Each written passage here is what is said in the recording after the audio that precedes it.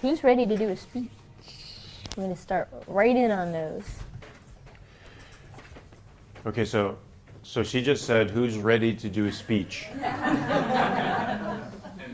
And there was there was nothing like this. And Tracy and I both have a philosophy that whenever one of us says, who's ready to do a speech, you should be the first one to go like this, even if you're terrified. Right? If you want to be actors, especially. You got to get over fear. I mean, they say that working as an actor is as stressful as being a fighter pilot. Did you know that? So, You didn't know that?